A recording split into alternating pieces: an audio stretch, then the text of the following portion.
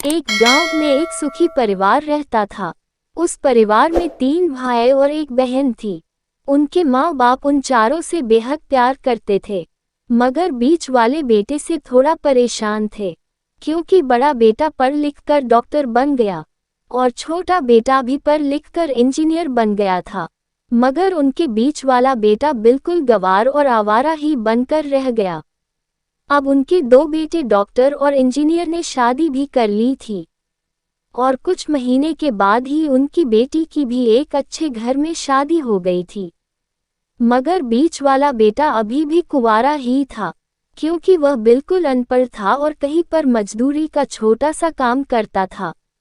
इसीलिए उसे शादी के लिए कोई भी लड़की नहीं मिल रही थी और उसके माँ बाप उससे बहुत परेशान हो चुके थे। अब जब भी उसकी बहन मायके आती तो पहले वह अपने डॉक्टर और इंजीनियर भाइयों से मिलती थी, मगर बीच वाले भाई से वह बहुत कम मिलती थी, क्योंकि वह उसे ज़्यादा पैसे नहीं दे पाता था। लेकिन फिर भी वह अपनी बहन से बहुत प्यार करता था। अब उनके पिताजी की बीच वाले बेटे की शादी के बिना ही मृत्यु हो गई।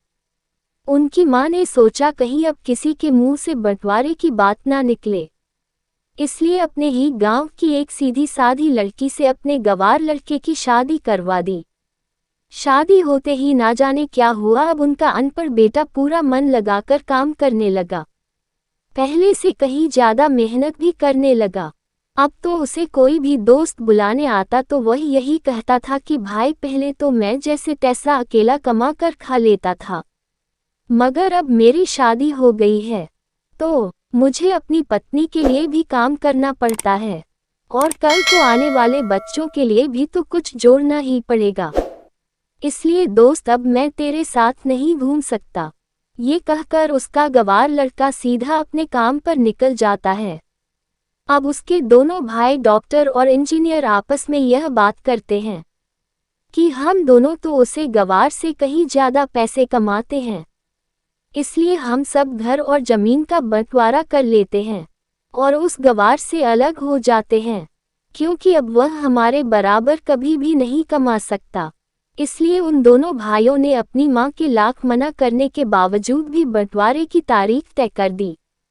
उन्होंने अपनी बहन को भी बुला लिया और अपने गंवार भाई से भी कह दिया कि आज तुम अपने काम पर मत जाना, क्योंकि हम सब आज घर और जमीन का बंटवारा करेंगे। उसी वक्त उनकी बहन भी आ जाती है। तभी उसका गंवार भाई कहता है कि तुम लोग बंटवारा कर लो, मुझे जो भी देना हो दे देना, मैं शाम को आकर अंगूठा लगा दूंगा। तभी उसकी बहन कहती है, अरे बेवकूफ़, तू तो अनपढ़ ही रहेगा, जमीन का हिस्सा तो आमने सामने बैठकर ही होता है। तभी उसके दोनों भाई भी बीच वाले गंवार भाई को उल्टा सीधा कहते हैं। तब उसकी माँ भी उसे कहती है कि बेटा आज तू काम पर मत जा, बंटवारा तेरे सामने ही होगा तो ही अच्छा है।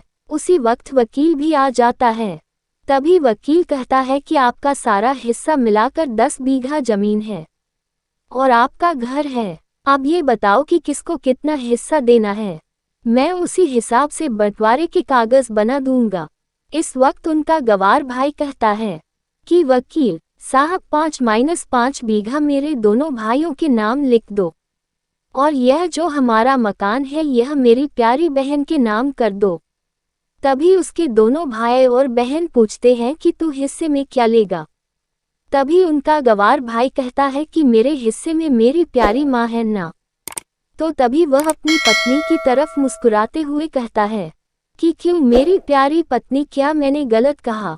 क्या उस गंवार की पत्नी अपनी सास से लिपटकर कहती है कि माँ से बड़ी वसीयत क्या होगी मेरे लिए, और इस वक्त उसका गंवार पति भी अपनी माँ से लिपट जाता है।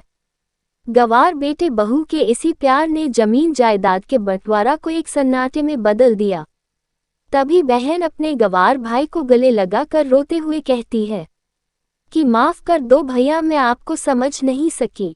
तभी उसका भाई कहता है कि मेरी प्यारी बहन, इस घर में जितना अधिकार हमारा है उतना ही अधिकार तेरा भी है, और रही बात बंटवारे की तो बंटवारा नहीं करने से हमारे जीवन रुक तो नहीं जाएगा।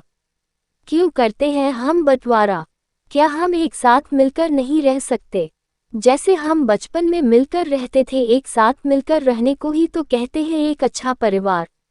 और उस अच्छे परिवार को संभालती है एक माँ। तभी उसके दोनों भाई भी बहुत शर्मिंदा होते हैं और वह बंटवारे के सभी कागज फाड़ कर फेंक देते हैं। और उस दिन के बाद से ही उनका पूरा परिवार सभी खुशी के साथ एक साथ ही रहने लगता है। तो आपको ये कहानी कैसी लगी कमेंट में ज़रूर बताएं। मिलेंगे नेक्स्ट वीडियो में एक दिलचस्प कहानी के साथ।